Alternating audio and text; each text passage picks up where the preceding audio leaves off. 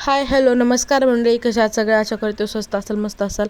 मी वर्षा तुम्हा सर्वांचं आणखीन एका नवीन व्हिडिओमध्ये खूप खूप मनापासून स्वागत करत आहे. आणि आता ना मेच्या लास्टच्या आठवड्यात तुम्हाला सगळ्यांनाच माहीत आहे, बऱ्याच ठिकाणी पाऊस पडायला सुरुवात झालेली आहे. सकाळी सकाळी पावसाचं वातावरण तयार झालं होतं आणि लाईट गेलेली होती, म्हणून म्हटलं मम्मी दुसरं काम करत होती तोपर्यंत मी चपात्या वगैरे लाटून घेतल्या. आणि तुम्ही बघू शकता चपात्या सगळ्या झाल्याच्यानंतर ना आरोहीला भेंडी करायची होती. चला म्हटलं चुलीवरची तव्यावरची भेंडीची रेसिपी तुमच्यासोबत शेअर करते. रेसिपी तर एकच आहे, काहीच फरक नाही. गॅसवर जी रेसिपी करतो आपण तीच चुलीवर सुद्धा करतो, फक्त टेस्टचा फरक येतो. आणि खरंच ना खूप छान भेंडी झाली त्या दिवशी, आवडीने खाल्ला आरोहीने आणि मामाने तिच्या. खूप मस्त रेसिपी झाली होती. आणि रेसिपी एकच असते, फक्त टेस्टचा फरक असतो, सगळ्यांनाच माहीत आहे. चपात्या झाल्याच्यानंतर भेंडी करून घेतली तर फरक काहीच नसतो गॅसवर आणि चुलीवरच्या रेसिपीमध्ये. फरक टेस्टचा राहतो फक्त. आणि लोखंडाच्या तव्यावर चपात्या भाजल्या होत्या, त्याच्यामुळे त्याच्यावरच भेंडी करून घेतली. थोडंसं तेल टाकलं, जिरी मोहरी टाकून घेतली. भेंडी आधी मस्त अशी परतवून घेतली. थोडंसं नमक टाकलं जेणेकरून लवकर सॉफ्ट होईल भेंडी.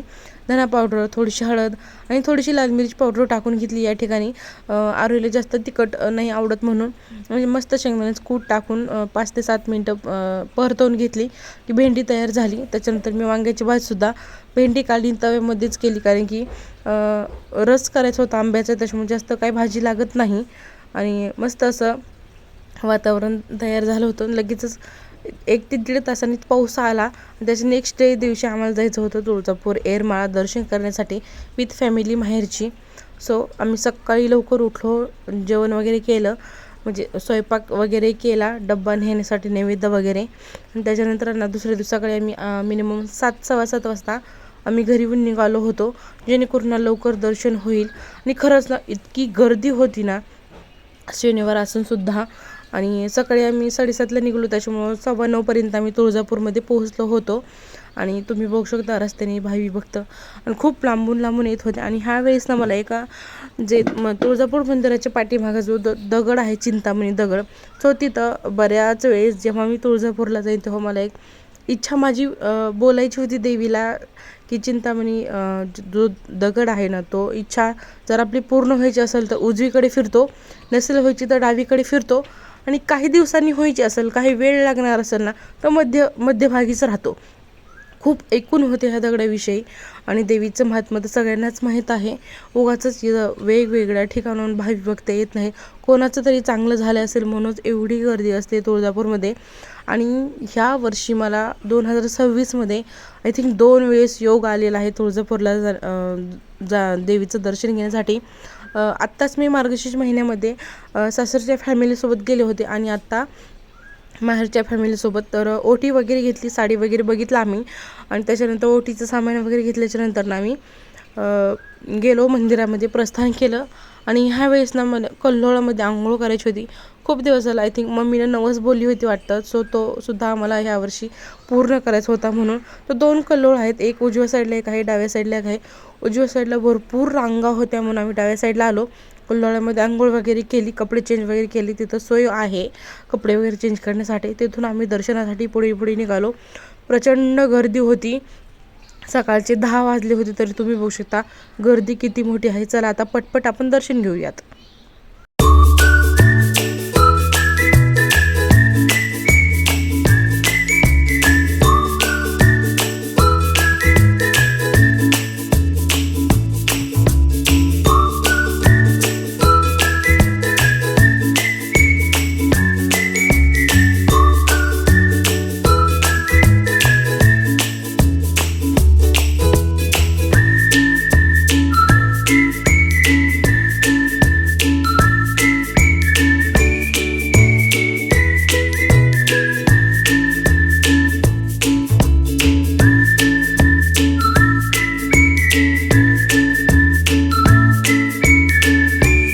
तुळजापूरमध्ये छान मस्त असं दर्शन झालं.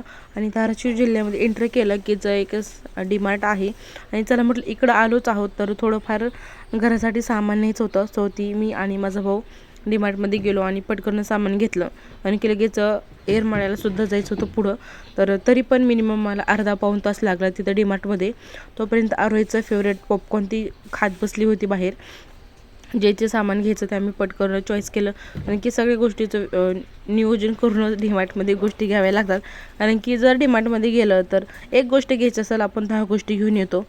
सो आम्हाला खरंच वेळ नव्हता. आम्ही ॲक्च्युली देवदर्शनाला आलो होतो, पण रस्त्यामध्ये डीमार्ट दिसला म्हणून आम्ही सामान घेतलं आणि तिथून पुढं आम्ही निघालो येरमाळ्याच्या दर्शनासाठी. आय थिंक 12 वाजले होते आम्हाला जाण्यासाठी. तर या ठिकाणी लाईव्हसुद्धा मी घेण्याचा प्रयत्न केला, पण नेटवर्कच्या इश्यूमुळे ना 5 ते 6 मिनटं लाईव्ह झालं. म्हटलं चला थोडं का होईना लाईव्ह दर्शन तुम्हाला देवीचं द्यावं, पण नेटवर्कमुळे झालं नाही शक्य ते. म्हणून मग मी ब्लॉग कंटिन्यू सुरू केला. सगळ्यांना माहीत आहे. चला तर आता पटकन येरमाळ्याच्या देवीचं दर्शन घेऊयात.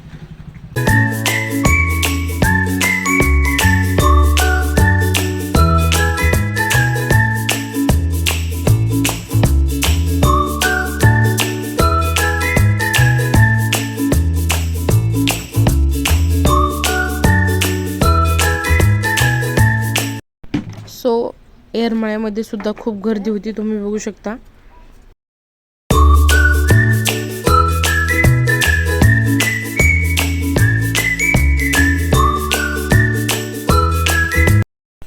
सो मस्त असं एक झाड थंडगार बघितलं आम्ही. तिथं मस्त अशी जेवणं केली.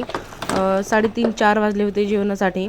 घरी येऊन स्वयंपाक करून आणला होता, पण हॉटेलमधून आरोहीसाठी 2 ते 3 भाज्या घेतल्या आम्ही स्पेशल. आणि आरोहीचं प्रत्येक ठिकाणी बाहेर गेलं की शॉपिंगला जाऊ, देवदर्शनासाठी जाऊ, जेवण करणं म्हणजे तिचं शॉपिंग किंवा सगळ्या गोष्टी असतात.